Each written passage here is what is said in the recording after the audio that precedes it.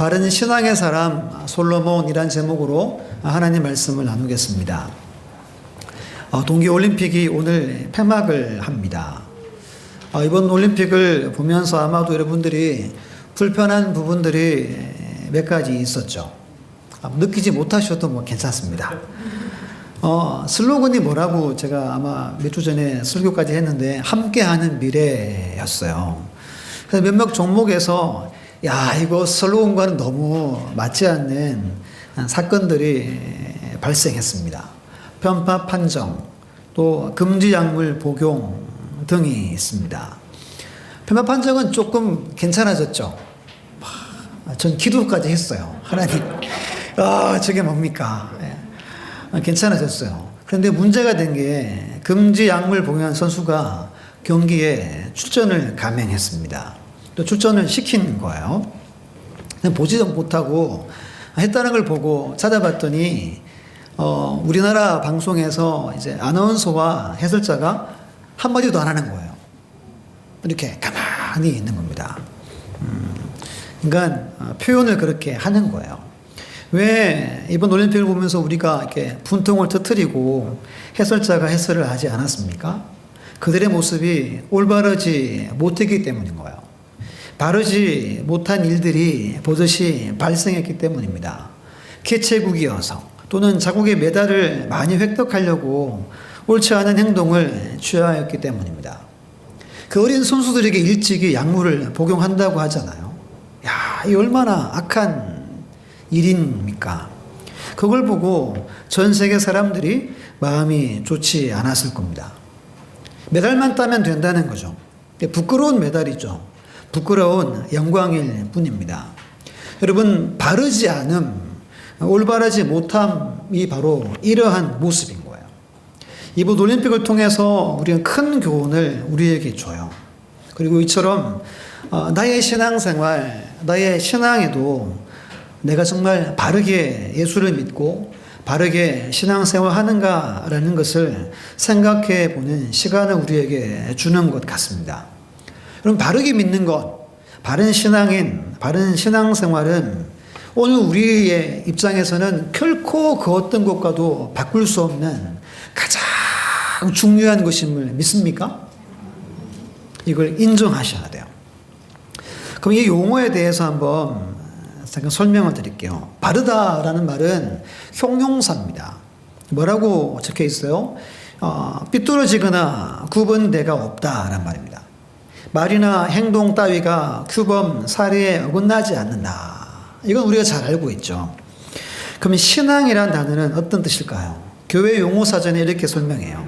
믿음의 대상을 굳게 믿고 가르침을 지키며 이를 뭐 하는 거예요? 따르는 일이 신앙이에요, 신앙. 그럼 신앙생활은 뭐겠어요? 또 이렇게 설명을 하더라고요. 하나님을 신앙하는 경건한 자세로 모든 행동, 활동을 하며 살아가는 것입니다.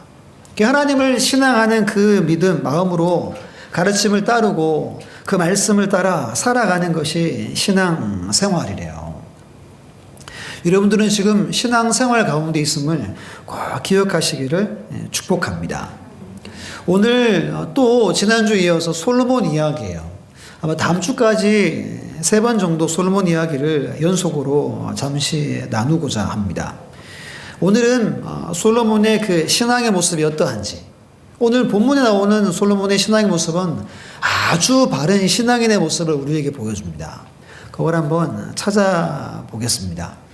혹시 지난주 다윗의 유언 3가지 기억하십니까? 첫 번째가 뭐였어요? 영적으로 강한 자가 되자.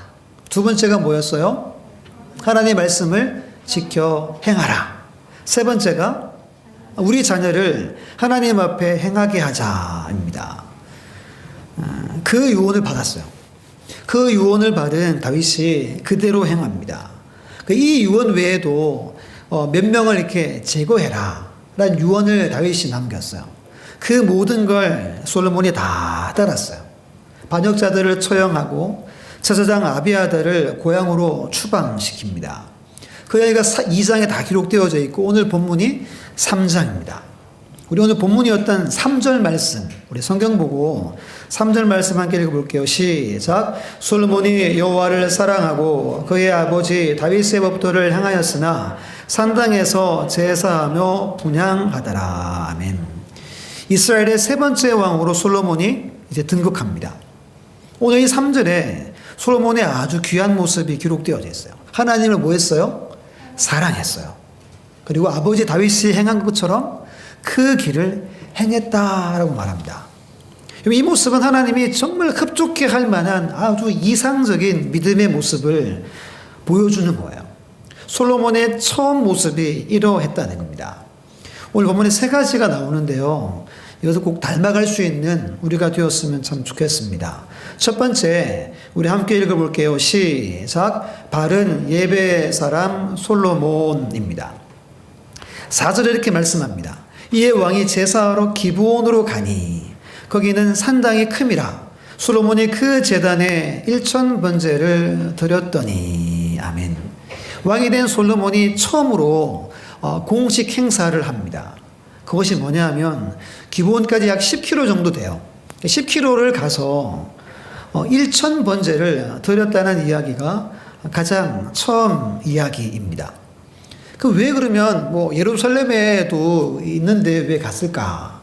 거기 기브온에 있는 산당에 있는 그 제단이 가장 규모가 컸기 때문입니다. 역대하 1장 6절에 이렇게 기록하는데 제가 읽어볼게요. 여호와 앞 곧 회막 앞에 있는 놋 제단에 솔로몬이 이르러 그 위에 1000마리 희생으로 번제를 드렸더라. 기브온에 모세가 지은 회막이 있고 그리고 놋 제단이 있었어요. 거기서 어떻게 했대요? 1000마리의 희생으로 번제를 드렸다 그럽니다. 그러니까 한 번의 예배를 위해 1000마리를 잡았다는 거예요. 그 학자들이 한 대략 일주일 정도는 걸렸을 것이다 라고 봐요. 번제가 뭐냐면 짐승을 일단 피를 모아요. 피를 제단에 뿌립니다. 그리고 머리를 자르고 몸통을 분해하고 내장을 따로 분리하고 다리는 따로 나눠요. 내장은 다 깨끗하게 세척을 합니다. 그리고 그것을 몽땅 가지고 올라가서 제단에서 다 태우는 제사가 번제예요. 완전히 태워드리는 거예요. 레위기 1장에는 이 제사를 이렇게 말합니다. 여호와께 향기로운 냄새다. 태우면 연기 나죠. 연기 나고 뭐가 나요? 냄새가 나죠. 하나님이 그것을 받으시는 제사가 번제예요. 근데 번제는 완전한 헌신을 말합니다. 모든 걸 다 태워드리기 때문에 완전한 헌신이라고 성경은 말합니다. 그럼 이런 거예요. 1000마리의 짐승을 잡아서 번제를 드려요. 솔로몬 입장에서 최대한의 최상의 지극한 정성을 드리는 제사를 의미하는 겁니다. 오늘로 하면 여러분들이 지금 예배를 드리잖아요. 하나님 받는 최상의 예배를 드리고 있는 거예요. 왕이 되고 처음으로 자기가 나라를 다스리고 정치를 하기 이전에 처음으로 예배를 드려요. 우리도 그렇잖아요. 뭐 하거나 이사하거나 뭐 하면은 먼저 뭐 해요? 저를 불러가지고 예배 드려주세요. 이렇게 하는 분들이 지금도 아주 많잖아요. 그 모습을 우리에게 보여주는 겁니다. 여러분, 예배로 시작하는 삶에는 하나님이 함께 하십니다. 아벨은 하나님이 받으시는 예배를 드려서 의인이 되었어요. 홍수가 끝나자마자 노아가 가장 먼저 뭐 했어요? 제단을 쌓고 예배를 드렸습니다. 아브라함이 이사할 때마다 제단을 쌓았죠. 청교도들이 신대륙 아메리카를 발견하고 도착하자마자 그들도 예배를 드렸습니다. 예배하는 민족이나 가정은 하나님의 함께 하심이 있다고 믿어요.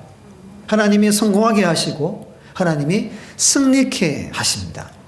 이런 말이 있어요. 예배에 성공하는 자가 인생에서 성공한다. 믿습니까? 이걸 우리는 믿습니다. 요한복음 4장 23절에 말씀해요.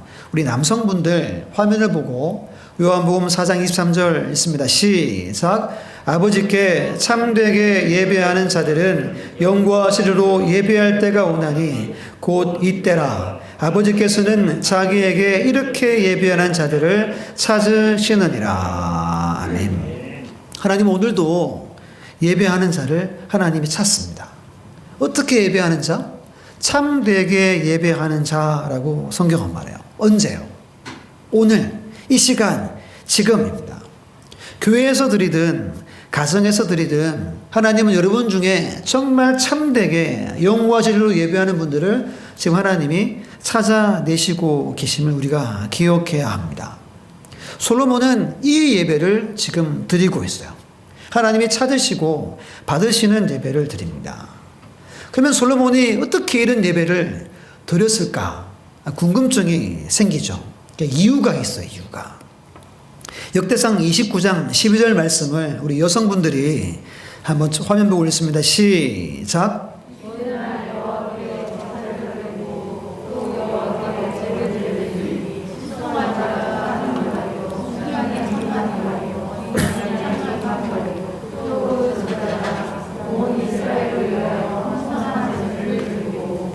아멘. 다윗이 1000마리, 1000마리, 1000마리. 몇 천 마리죠? 3000마리를 번제로 드렸다는 이야기입니다. 이 장면이 언제냐 하면, 다윗이 이제 마지막, 아들에게 기름을 부을 때예요. 제사장 사독을 통해서 솔로몬이 기름을 부을 때 3000번제를 드렸어요. 그러니까 1000번제 드리기 얼마 전이겠죠. 기름 부을 때니까. 3000번제를 드리는 것을 누가 봤어요? 아들인 솔로몬이 그것을 그대로 본 겁니다. 아들은 아버지를 닮아간다고 하죠. 그 중요한 왕위를 물려주는 그 장소에서 솔로몬이 그것을 본 거예요. 또 한 군데 말씀이 더 있어요. 역대상 21장 24절로 25절은 우리 같이 한번 화면 보고 읽겠습니다. 시작. 다윗이 오르난에게 이르되 그렇지 아니하다. 내가 반드시 상당한 값으로 살이라. 내가 여호와께 드리려고 내 물건을 빼앗지 아니하겠고 값없는 zem제를 드리지도 아니하리라 하니라. 그리하여 다윗은 그 터 값으로 금 600세겔을 달아 오르난에게 주고. 아멘. 이 무슨 장면이냐면 다윗이 죄를 지었어요. 인구조사를 하지 말라고 그랬는데 다윗이 인구조사를 하게 됩니다. 하나님이 진노하셔서 전염병을 땅에 허락해요. 7만 명이 순간 사이에 7만 명이 죽습니다. 그때 하나님이 중간에 멈춰요. 그만해라. 근데 다윗의 눈에 하나님이 보낸 그 천사가 칼을 들고 있는 것이 보였어요. 그 장소가 여기 난 오르난이라는 집에 있는 그 타작 마당에서 천사가 칼을 들고 서 있는 거예요. 그리고 천사가 말합니다. 다윗아, 너 여기서 번제를 드려라, 제사를 드려라 라고 명령합니다.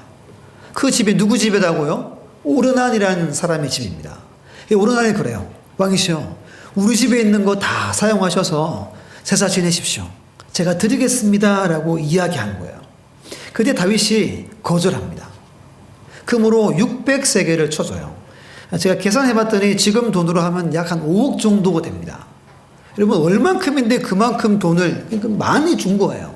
그만큼의 값을 치르고 다윗이 예배를 드린 거예요.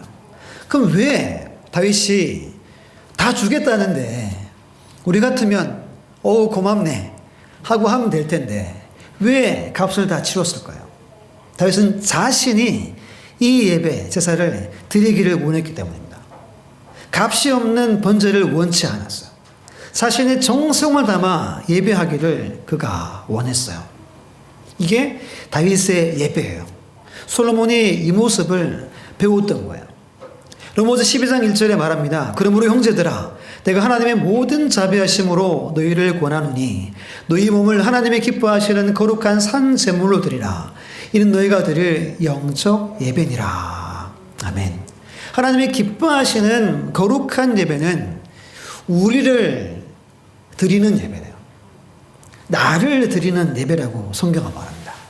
이것을 영적인 예배다라고 이야기하고 있는 거예요. 인생에는 두 가지 유형이 있대요. 첫 번째는 수리형, 뭔가 고치는 거, 수리형. 두 번째는 정비형이 있대요. 밤낮 망가지고 난 뒤에 고치러 오는 사람이 있는가 하면 오늘 본문의 솔로몬처럼 자기의 삶을 정비할 줄 아는 사람이 있다는 거예요. 그 대부분 많은 사람들은 실패하고 매맞은 뒤에 두 손 들고 하나님 앞에 나오죠. 그래서 솔로몬은 처음부터 젊었을 때부터 사역을 시작할 때부터 하나님께 예배로 시작하고 있는 거예요. 제가 설교를 준비하다가 이런 글을 봤어요. 한번 잘 들어보세요. 역사는 예배자를 통하여 선도되어 왔다. 예배자에게는 무서운 가능성이 있다. 젊어서 예배하는 자는 예측할 수 없는 영적 핵무기를 소유하는 강력한 존재이다. 하나님은 예배자를 통해 일하신다. 특별히 하나님은 젊어서부터 예배하는 자를 좋아하시며 함께 일하신다. 성경에도 젊어서 기도하고 예배한 요셉을 통해 이스라엘을 구원하신 하나님의 역사가 기록되어 있다. 어려서부터 하나님의 음성을 들었던 사무엘이 한 시대를 풍미한 역사와 어려서부터 하나님 앞에 기도하고 하나님을 경외하던 다니엘을 통해 시대를 움직이신 하나님의 역사가 또한 나타나고 있다. 이것이 하나님께서 일하시는 방법이다. 하나님이 어떻게 일하신대요? 예배하는 자, 하나님이 기뻐하시는 예배를 드리는 자들과 함께 일하신다는 거예요. 주님이 이렇게 말씀한 적이 있어요. 내 마음을 다하고 목숨을 다하고 뜻을 다하여 주 너의 하나님을 뭐하라? 사랑하라 하셨어요. 하나님을 사랑하는 일은 대충 해서 될 일이 아니라는 거예요. 우리의 모든 것을 드려야 하는 일입니다. 우리의 생명까지 걸어야 하는 일이 예배라는 거예요. 본문의 솔로몬은 하나님께 예배합니다. 전심을 다해 예배합니다. 최고의 것을, 최상의 것을 드려 헌신합니다. 자신의 마음과 목숨과 뜻을 다해 예배드리고 있어요. 오늘 우리의 예배, 여러분들의 예배가 다윗과 솔로몬처럼 이런 예배를 드리는 그런 은혜가 있기를 간절히 주의 이름으로 축복합니다. 헌신이 있는 예배, 기뻐 받으시는 예배 되는 이런 예배가 넘치는 우리 교회가 되었으면 참 좋겠습니다. 여러분들이 한 영혼 한 영혼의 삶에 이러한 은혜가 있기를 간절히 주의 이름으로 축원합니다.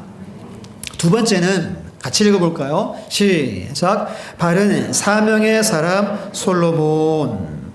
5절 보시면 우리 5절을 우리 청년들과 우리 학생들 읽어볼까요? 본문의 5절 시작.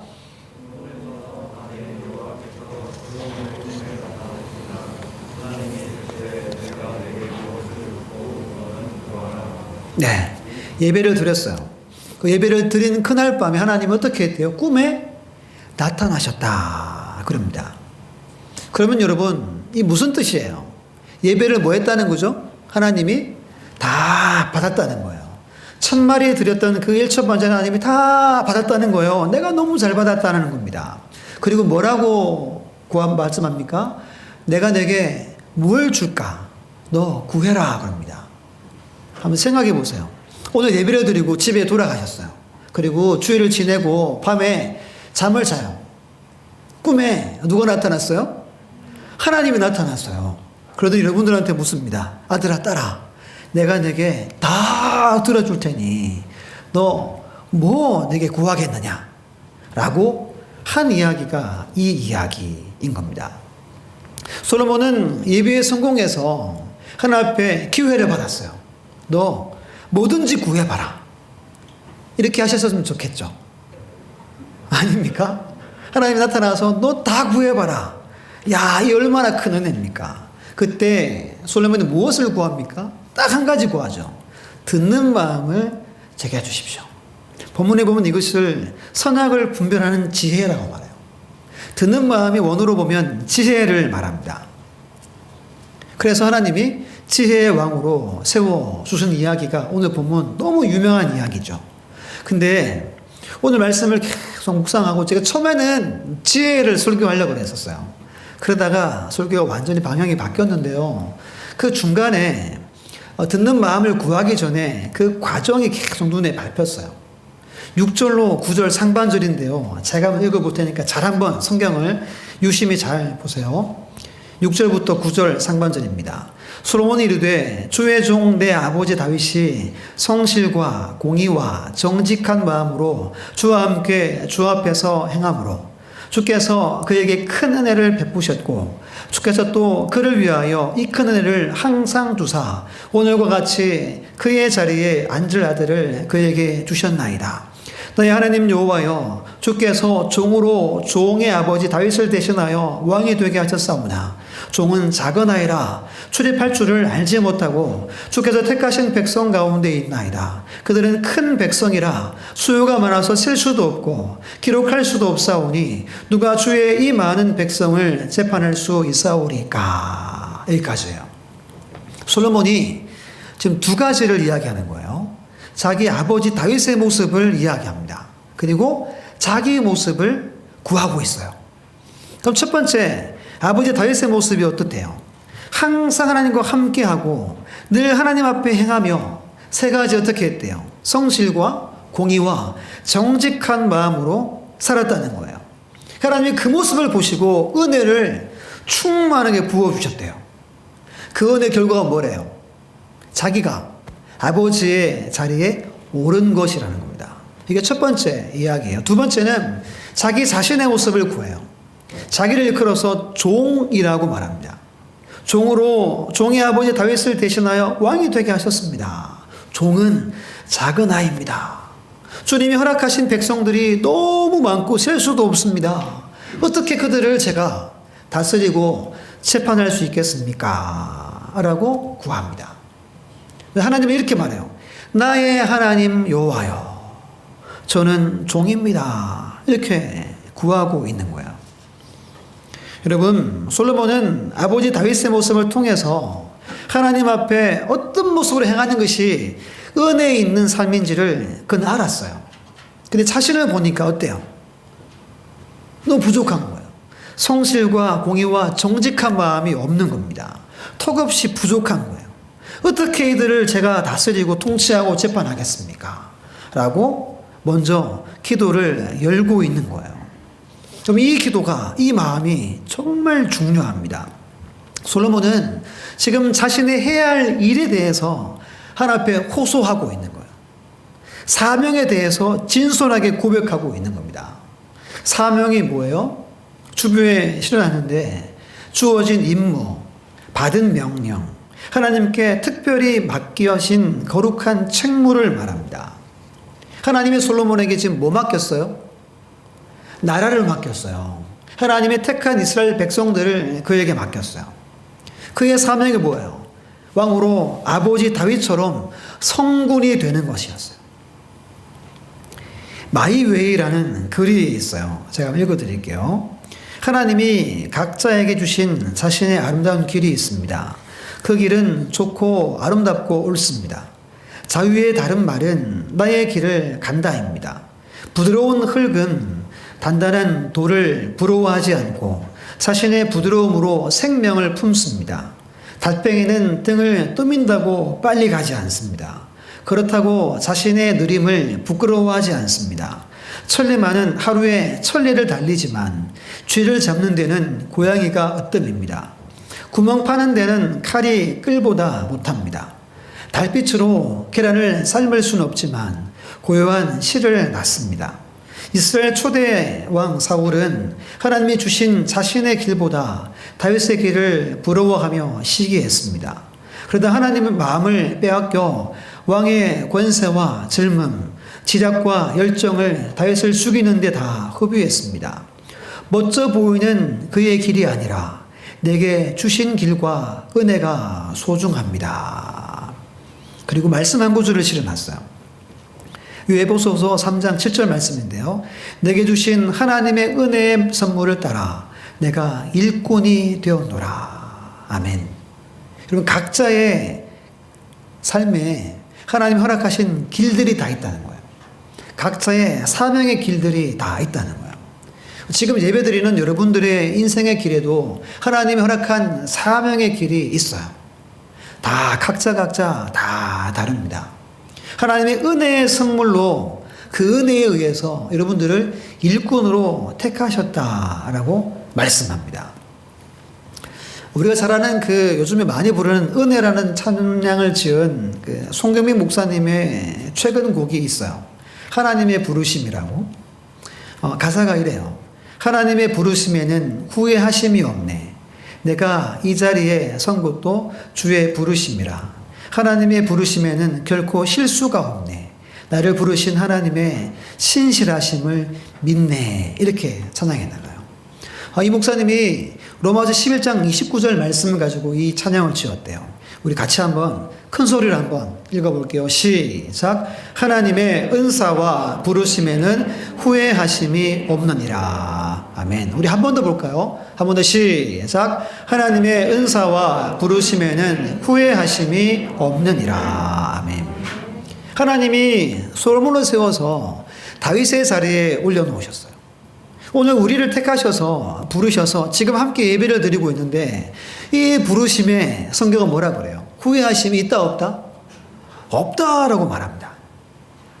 여러분 이 믿음이 너무너무 중요해요. 하나님 나를 부르셨다.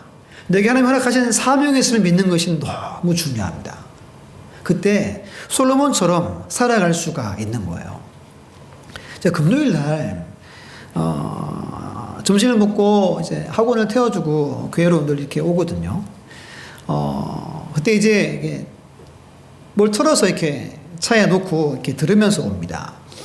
뭘 볼까 하다가 저희 막내가 이제 차에 관심이 많고 해서 그 유튜브 중에 이렇게 블랙박스 보여주는 거 있잖아요. 그걸 아주 좋아해요. 같이 보기도 했었어요. 그분 중에 한 분이 그 한문철 TV라고 그 변호사님 계시죠. 보신 분 아마 계실 거예요. 그 영상인데 1년 전 이야기예요. 썸네일 제목이 이랬어요. 자녀들이 성인 될 때까지 13년 기다렸다. 아빠 일은 일가족의 소송권 보험사.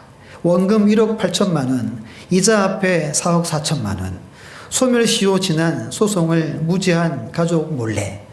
야, 눈길을 확 끌죠. 그래가지고 제가 이걸 켜고 운전하고 왔어요. 45분짜리여서 제가 1.5배속으로 해서 이걸 다 봤어요. 하다 보니 다 보게 되더라고요. 밑에 댓글이 한 6천 개가 달렸는데 저 같은 사람 많더라고요. 제가 다 안 보는데 다 보게 됐다고. 그 내용이 이래요. 한 20년 전에 가장인 아빠가 아내와 세 딸 어릴 때 자기가 운전해서 가다가 차에 타 있는 지인과 함께 4명이 그 사고로 다 사망한 거예요. 이유가 그 미끄럼 방지 공사를 하다가 공사가 좀 덜 됐는데 도로를 열어가지고 사고가 났어요. 근데 이 아빠에게 보험을 안 들은 거예요. 책임보험이 없는 거예요. 책임보험이 없으면 그런 제도가 있대요. 우리가 지금 운전하면 책임보험 다 들죠. 의무보험이니까. 그러면 몇 프로를 떼가지고 정부가 이걸 모아놔요. 그리고 이런 경우에 보상금으로 집행하래요. 그 나중에 이걸 다시 회수를 한대요. 근데 이 소멸시효가 3년입니다. 처음 이제 6천만 원씩 세 분에게 줘서 1억 8천만 원이 된 거예요. 근데 이 집 보니까 아무것도 없는 거예요. 가져올 게 없는 거예요, 집에. 너무 힘들어서. 보험사에서 정부가 대행을 시켜요. 보니까 아무것도 없어가지고 그냥 둔 거예요. 근데 13년 후에 담당자가 바뀌어가지고 옛날 거 보다가 이거 잘하면은 못 먹는 감 찔려나 보자 하고 찌른 거예요. 13년이 지난 거. 그래서 소송을 걸어요. 근데 이 엄마가 날아와서 물어보니까 13년 전이라 그거 신경 안 써도 된다고 누가 그래가지고 신경 안 쓴 거예요. 재판이 열렸고 판결이 났어요. 다 갚아라 된 거예요. 한 6년 전부터 그 돈을 이자와 함께 계속 갚는 거예요. 온 가족이 실랑불량이 되고 통장에 들어오면 다 빼가고 막내딸이 하소연을 한 거예요. 여기에다가 저 아빠 얼굴 기억도 안 나는데 저 신용불량이에요. 이렇게 쭉 쓴 거예요. 이 변호사님이 추측을 합니다. 왜 새로 바뀐 이 보험사 직원이 그랬을까? 여러분 이게 눈먼 돈이 와서 잘 되면 이거 받아내면 성과금이 최대 몇십 프로까지 된다는 거예요. 그러면 큰 돈을 받을 수 있는 거예요. 이 직원이 한번 찔러본 건데 그렇게 돼버린 거예요. 이걸 보면서 참 사람이라는 게 자기의 뭐 때문에 그 조금의 이익을 위해서 이 한 가정을 이렇게 힘들게 할 수 있을까? 그럼 이 사람은 바른 사명의 길을 가지 못하고 있는 겁니다. 빌립보 3장 14절에 말합니다.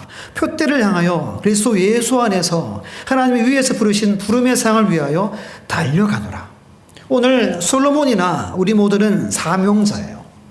사명자는 표대이신 주님을 향해 달려가는 삶을 살아야 한다고 성경은 말합니다. 하나님이 어디에서 부르신? 위에서 부르신 부름의 상을 향하여 우리는 지금 달려가고 있어요. 사명은 삶의 방향을 결정합니다. 내 삶의 방향이 사명으로 결정이 되는 거예요. 바울이 말하죠. 맡은 자에 구할 것은 뭐라 그래요? 충성이라. 우리가 무엇에 충성해야 됩니까? 하나님이 내게 허락하신 그 사명, 너의 달려갈 그 길에 우리는 충성하는 거예요. 사랑하는 여러분, 하나님께서 여러분에게 특별히 맡기신 거룩한 책무, 임무, 받은 명령이 무엇입니까? 그것을 하나님은 여러분들에게 다 맡기셨어요. 그것을 우리는 충성하는 삶을 살아가야 합니다. 최근에 끝난 드라마가 하나 있죠. 옷소매 붉은 꽃동이라고. 저희 집에 있는 두 딸이 너무너무 좋아하더라고요. 제가 같이 옆에 앉아있다가 한 절반 정도를 봤어요. 야, 근데 참 드라마 참 잘 만들었다는 생각이 많이 했어요. 주인공이 이산이죠. 정조예요. 제가 기사를 좀 찾아봤는데 조선 후기 최고의 왕이 누군지 아십니까? 바로 이산, 정조예요. 신문에 한 글을 잠깐 제가 읽어드릴게요. 성군의 기준은 무엇일까? 업적을 많이 남기는 것도 중요하고 백성들을 배불리 먹이는 것도 중요하다. 하지만 정조를 조선 후기 최고의 왕으로 꼽는 이유는 행동과 업적 하나하나가 모두 백성들을 향한 애민의 근원을 두고 있기 때문이다. 아버지의 죽음에 대한 아픔을 가슴에 묻고 백성을 위해 바른 정치를 끊임없이 노력했다. 정조가 남긴 말 중에 나는 소설을 읽는 것보다 상소문을 읽는 것이 더 재미있다. 백성의 배가 고프면 나도 배가 고프고 백성의 배가 부르면 나도 배가 부르다 라는 말을 했다는 거예요. 오늘 본문의 솔로몬이 뭐 때문에 지혜를 구했어요? 이 정조와 같은 거예요. 제가 이 기사를 보고 정조가 칭찬받는 이유가 있는 거예요. 상소문을 읽고 하는 것이 즐거웠다는 거예요. 누구의 마음이죠? 솔로몬도 그런 마음이에요. 하나님, 제가 재판할 수 있는 지혜가 없습니다. 제가 선악을 분별할 수 있는 지혜가 없습니다. 왜 정조나 솔로몬이 이렇게 했습니까? 자기가 해야 할 일인 거예요. 그래서 솔로몬은 아버지가 어떻게 그 사명을 이루어 가신지를 유심히 본 거예요. 세 가지가 뭐였어요? 성실과 공의와 정직한 마음. 그걸 구하고, 하나님, 저는 종과 같이 약한데 저는 부족합니다. 제게 한 가지 주십시오. 한 것이 오늘 본문의 이야기입니다. 이만큼 여러분, 사명은 너무너무 중요합니다. 내가 왜 달려가는지, 내가 왜 사는지를 결정해 주기 때문입니다. 하나님 맡기신 그 특별한 거룩한 책무에 충성하시고 늘 위에서 부르신 부름의 상을 향해 달려가는 복된 삶이 되시기를 간절히 주의 이름으로 축원합니다. 마지막 세 번째요. 같이 읽어볼게요. 시작. 바른 기도의 사람 솔로몬. 아멘. 본문의 9절 10절을 제가 읽어보겠습니다. 누가 주의 이 많은 백성을 재판할 수 있사오리까? 듣는 마음을 조용히 주사 주의 백성을 재판하여 선악을 분별하게 하옵소서. 솔로몬이 이것을 구하매 그 말씀이 주의 마음에 든지라. 아멘. 솔로몬은 자신의 예배를 받으시는 하나님 앞에, 자신에게 사명 주신 하나님 앞에 기도해요. 한 가지 기도가 듣는 마음을 구합니다.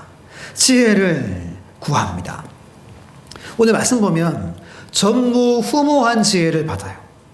12절 보면 지혜롭고 총명한 마음을 하나님이 폭포수처럼 부어줍니다. 하나님의 지혜가 솔로몬에게 임했다는 거예요. 여러분, 한 가지 기도했는데 즉시 부어졌다는 겁니다. 오늘 본문에 두 가지를 보여줘요. 어떻게 하면 이런 응답이 있을까? 첫 번째가 뭐예요? 주님의 마음에 맞는 기도를 들어야 한다는 겁니다. 마음에 맞는 기도를 할 때 즉시 응답이 되어진다는 거예요. 여러분들이 잘 알고 있는 기도에 대한 구절들이 있죠. 기도하시는 분들 아마 몇 가지 외우시잖아요. 이런 기도 성경 구절 있죠. 무엇이든지 기도하고 구하는 것은 받은 줄로 믿으라. 그래야면 내가 너희에게 그대로 되리라 그랬어요. 지금까지 너희가 내 이름으로 아무것도 구하지 않았으나 구하라. 그래야면 받으리니 너희 기쁨이 충만하리라. 아시죠? 내 이름으로 무엇이든지 내게 구하면 내가 행하리라 그랬어요. 문을 구하고 찾고 두드리라 그랬죠. 이런 말씀들을 붙들고 여러분 기도하지 않습니까? 근데 어떤 건 이루어지고 어떤 건 잘 안 이루어집니까? 이유가 있어요. 우리 요한복음 15장 7절 말씀 참 중요한데요. 우리 큰 소리로 요한복음 15장 7절 함께 읽어봅니다. 시작. 너희가 내 안에 거하고 내 말이 너희 안에 거하면 무엇이든지 원하는 대로 구하라. 그리하면 이루리라. 아멘. 우리가 주님 안에 거하고 주님 말씀이 우리 안에 거하면이라고 성경은 말해요. 무엇이든지 구해봐라. 다 하나님이 이루어 주실 것이다 라는 겁니다. 우리의 기도가 하나님의 뜻에 마음에 맞아야 한다는 거예요. 솔로몬은 단번에 받았다는 거예요. 궁금하죠?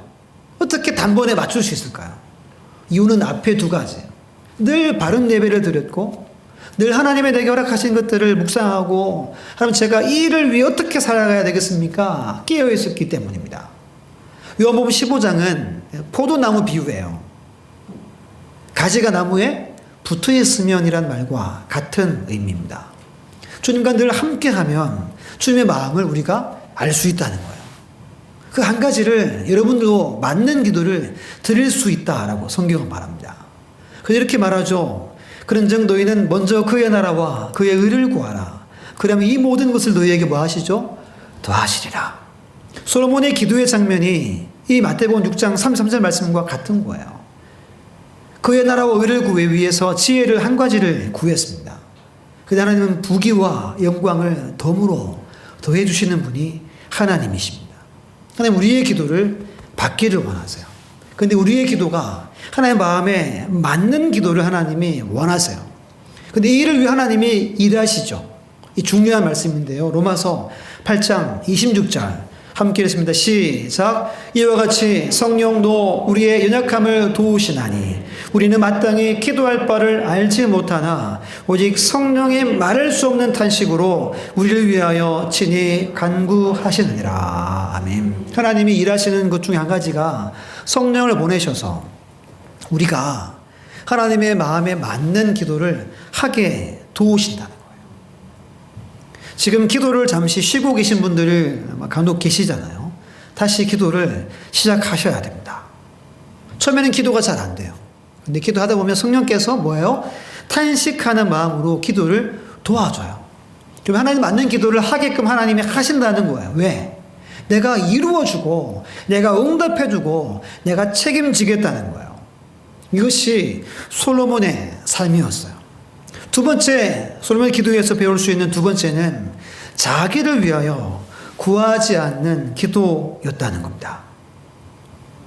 우리 11절 제가 읽어볼게요. 이에 하나님이 그에게 이르시되 내가 이것을 구하도다. 자기를 위하여 장수도 구하기 아니하며 부도 구하지 아니하며 자기 원수의 생명 멸하기도 구하지 아니하고 오직 송사를 듣고 분별하는 지혜를 구하였으니. 여러분, 솔로몬은 자기를 위해 구하지 않았대요. 이것이 아버지의 마음에 맞는 기도였던 결정적인 이유가 여기 있어요. 자기를 위하여를 직역하면 이런 게 됩니다. 자기를 위하여 결코 구하지 않았다는 거예요. 본문은 자기를 위하여를 한 번 싫지만 원어에는 3번 싫어요.